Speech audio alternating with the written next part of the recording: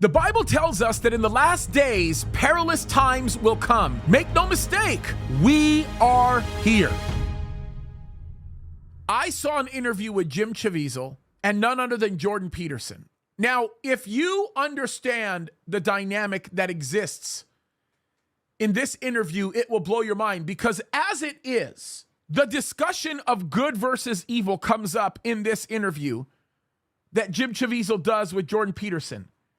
And I want you to pay attention to what Jim Caviezel says he does in order to understand Satan. I don't go to the devil to play the devil. I think many actors make that mistake. Go to God to tell you who the devil is. That's what I do. And it also gives me a protection. What's the difference? What's the difference, Jim?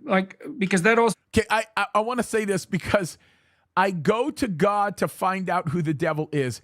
Do you understand how brilliant of an assertion he is actually making? You can accuse Jim Caviezel of all kinds of things, his associations with this person or that person or whatever, but to make a statement as widely unpopular as that, I'm not going to the devil to figure out who the devil is. I'm going to the Lord. Because if I go to the devil to find out who the devil is going to give me an incorrect picture of who he is, and I'm going to propagate that picture, and I want no business in doing it. I want to go to the Lord. I admire what he does here. I also admire the objectivity of Jordan Peterson, even though Jordan Peterson is clearly still on a journey, which, by the way, for the record, there's nothing wrong with that. He's a man that God has given an amazing mind to, and I have a lot of respect for him as well. Especially because although Jordan Peterson might not say things all the time that I consider to be truthful or accurate, he's not saying that because he's willingly deceiving anybody. He's saying it because he believes that what he is saying is the truth, and he makes a genuine pursuit for the truth, which is not what I can say for 99% of the people out there. Jordan Peterson is an extraordinary man for that reason. But we'll leave that be. Take a listen to what is said here. This is pretty remarkable. I think people could learn a lot from this. I really do. I don't go to the devil to play the devil. I think many actors make that mistake. Go to God to tell you who the devil is. That's what I do. And it also gives me a protection. What's the difference? What's the difference, Jim? Because that also bears on how you protect yourself from such things. And are you saying the difference in the difference is that I play the truth.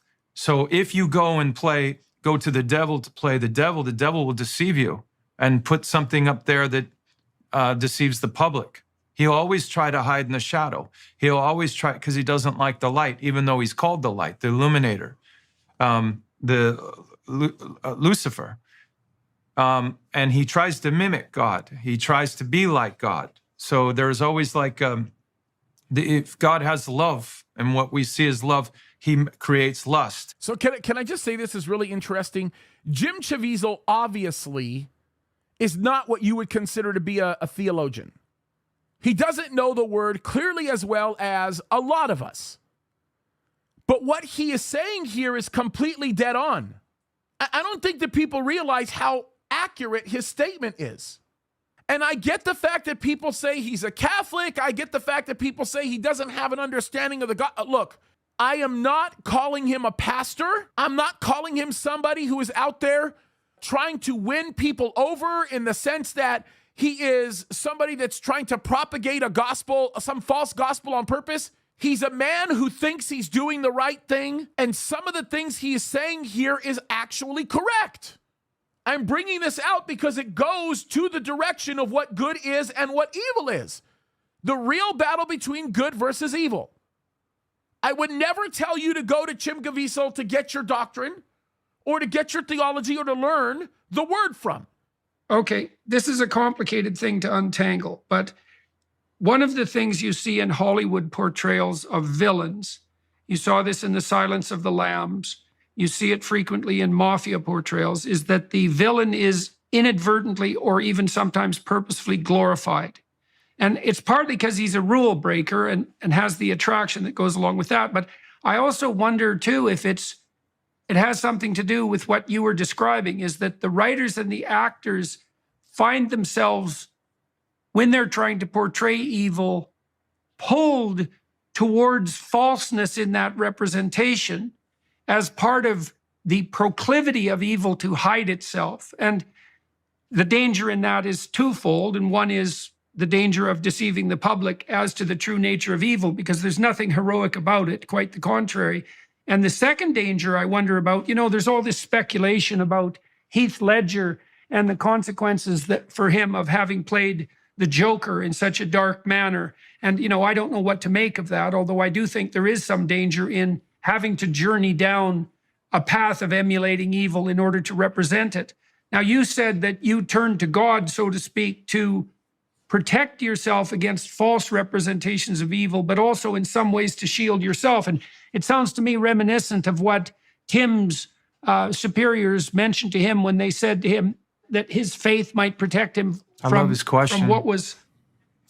Okay, go ahead, man. So when he talks about the reference of Tim's superiors telling him that his faith might protect him, he's talking about the agent that Jim Caviezel actually plays. And what people don't know about the history of the agent that Jim Caviezel plays was when Homeland put together this child exploitation unit, they had done that many years ago. They went to Tim Ballard and they said, we want you to run this unit or to be a part of this unit. I don't remember if it was to run the unit or be a part of the unit. We want you to be a part of the unit because we know that you have faith in God, and your faith in God will help you better deal with the trauma that you're going to witness. It will help you physically be able to deal with this. By the way, I do want to make this statement. Faith in the Lord does make a massive difference, because the investigators, and there are at least two that I can think of that go to our church, the federal investigators that do exactly what Tim Ballard did, at least during certain portions of his career, they both tell me the same thing. Their faith in the Lord is what keeps their minds sane. So the assertion that it is your faith in God that helps you better understand the dynamic between good and evil is one that's remarkable, that even the world understands. Isn't that funny how that goes? Let me finish playing the rest of this, or at least a good portion of this, because we're going to go to the core of what we're talking about when we talk about good v evil and evil v good. This is the best interview I've ever had in my life. I love your line of questioning and getting to what is real. My job is to give what I know to be absolutely certain and real. I hooked into Tim, has a childlike quality to him, and I stay with that innocence, and don't take that innocence as weakness.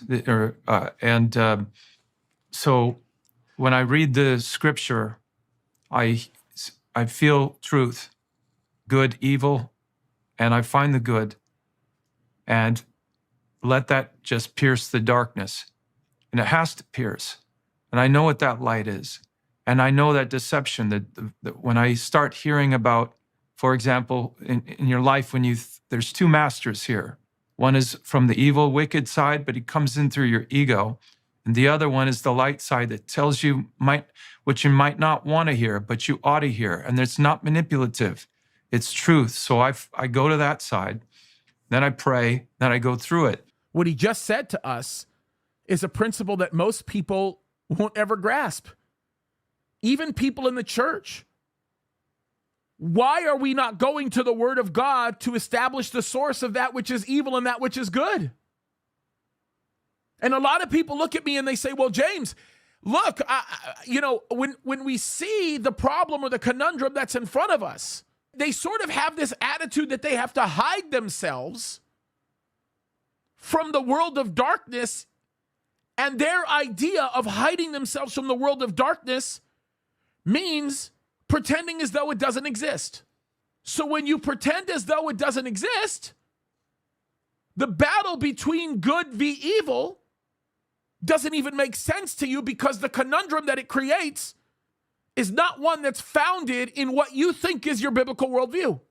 It's a significant problem that we have here, folks. And the problem is founded in the fact that when we don't look to definitive truth to establish our source, we come to some very dark conclusions.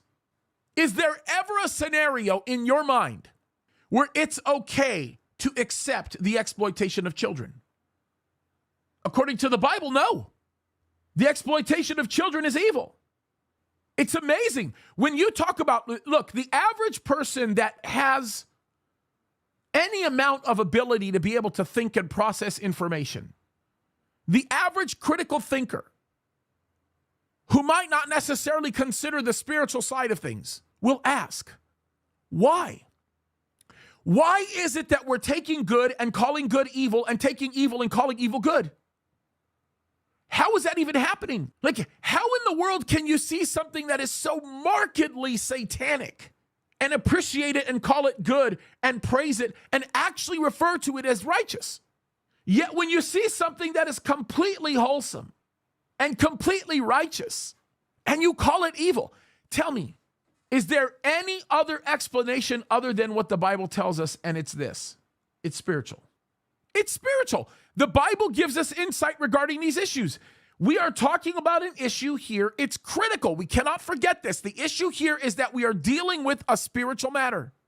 You can't avoid it. You can't run away from it. There is a spiritual blindness that exists within the hearts and the minds of men who choose to walk away from the things of God. There's some very important principles to grasp here that I do not want you to lose sight of. The first important principle is evil exists. We are living through a spiritual war. There is a battle between good and evil, and if you are not willing to recognize the presence and existence of evil, you will never understand the value of good.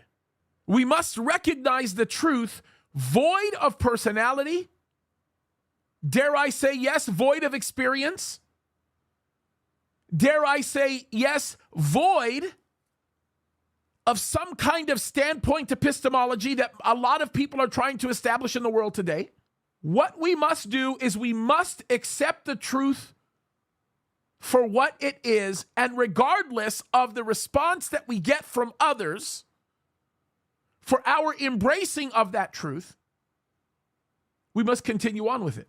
I care about the United States of America. I care about the country in which I live. And if I care about the country in which I live, I have to be able to identify the fact that there is a battle between good and evil. And if I do not stand up for righteousness in being able to determine the variables that exist that contribute to the evil world in which we see, both culturally and societally speaking, we are going to render the battle useless.